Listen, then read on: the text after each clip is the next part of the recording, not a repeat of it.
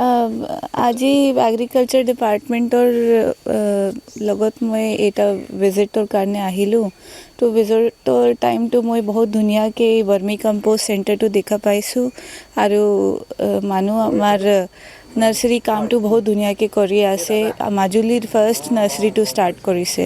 তো এইটো আমাৰ চবেই ইউথৰ কাৰণে সন্দেহ আছে কি তেখেতে এনেকৈ কাম কৰি নিজৰ কাম কাজ আৰু এণ্টাৰপ্ৰেনিয়ৰশ্বিপটো ষ্টাৰ্ট কৰিব পাৰিব he is a message he is a symbol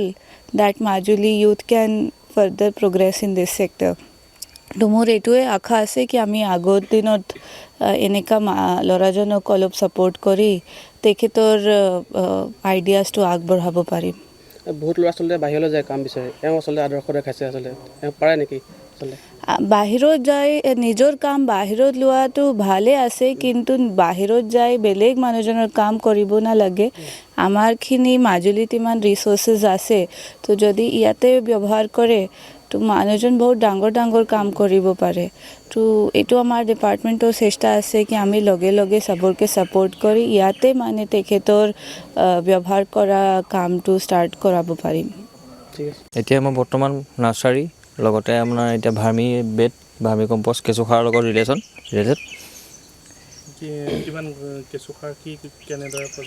কেঁচুসাৰ সম্পূৰ্ণ প্ৰচেছটো অলপ বেলেগ ধৰণে কৰিছোঁ মানে আপোনাৰ আমাৰ গোবৰ আৰু মেটেকা আৰু কলগছটো যিহেতু মানে কিছুমানে দাই কাটি মই মেচিনে মাৰিছোঁ যিহেতু আমাৰ এগ্ৰিকালচাৰৰ পৰা ব্ৰাছ কাটাৰ মেচিন দিছে সেই মেচিনে আমি কাটিং কৰি পেলাই ধুনীয়াকৈ পাইছোঁ মানে যিটো প্ৰচেছটো মানে খুব কম সময়ৰ ভিতৰত কেঁচুসাৰটো উৎপাদন হয় যদি কেঁচুবিলাকে খাবলৈ সুবিধা পায় তেতিয়া কৃষি কৰ্মৰ লগত মোৰ প্ৰায় সৰুৰ পৰাই জড়িত মই যেতিয়াৰ পৰা পঢ়ি থকা অৱস্থাৰ পৰা মানে মোৰ কৃষিৰ প্ৰতি মানে এটা বহুত স্পৃহা আছিলে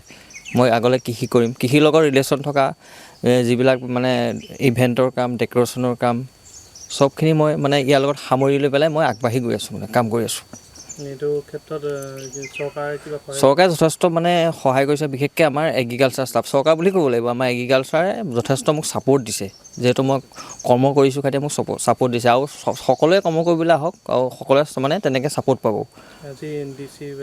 আজি ডি চি বাইদেউ আহিছে ডি চি বাইদেউ যথেষ্ট ভাল পাইছে আৰু মোক মানে সকাহ দি থৈ গৈছে যে ভৱিষ্যতলৈ আপুনি আৰু ডাঙৰ কাম কৰিবলৈ যথেষ্ট হেল্প কৰিম বুলি কৈছে মোক ডি চি বাইদেৱে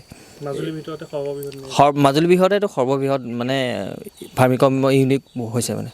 আচলতে এইটো কৰিবৰ কাৰণে কেনেকৈ ভাবিলে এইটো কৰিবৰ কাৰণে মানে মোৰ নাৰ্চাৰীৰ লগত ৰিলেটেড থকা বস্তু যিহেতু মানে সাৰটো নিদিলেতো গছজোপা নাবাঢ়িব সেই গতিকে মানে নিজে মানে অৰ্গেনিক কৰি পেলাই নিজে প্ৰস্তুত কৰি পেলাই মানে ইয়াতো ইউজ কৰিম আৰু ইয়াক আমি বিকিমো মাৰ্কেটত কেঁচুসাৰ আপুনি চবতে প্ৰয়োগ কৰিব পাৰে আপোনাৰ প্লেণ্টত ইউজ কৰিব পাৰে ফ্লাৱাৰ ইউজ কৰিব পাৰে আৰু আপোনাৰ ভেজিটেবলত ইউজ কৰিব পাৰে চবতে কেঁচুসাৰ নহ'লেতো নহয় আৰু ফলটো ৰিজাল্টটো ভাল মেইনলি অৰ্গেনিক আজিকালিতো কেমিকেল হৈছে কেমিকেলৰ নাশ কৰিবৰ কাৰণে এতিয়া অৰ্গেনিক আমি এইটো প্ৰচেছ লৈছোঁ মানে কেমিকেল খাই মানুহৰ বহুত ধৰণৰ বেমাৰ আজাৰ হৈছে আপোনাৰ কেঞ্চাৰৰ পৰা ধৰি আপোনাৰ নাৰ্ভৰ বহুত প্ৰব্লেম আহিছে সেই গতিকে আমি এতিয়া অৰ্গেনিক ইউজ কৰিছোঁ অৰ্গেনিক কৰি পেলাই আমি নিজকে মানে এটা ভাল হ'ব বুলি ভাবিছোঁ এতিয়া মই অকলে কৰি আছোঁ বৰ্তমান বিক্ৰী কৰা হ'ব কেজি সাৰ মানে আমি এইটো 7 মাহৰ বা 6 মাহৰ ভিতৰত কেঁচুসাৰটো হয় যিহেতু আৰু আপোনাৰ এইটো মোটামুটি আমি 10 টকাৰ পৰা 15 টকা আমি ৰেট দিম বুলি ভাবিছোঁ মাৰ্কেটত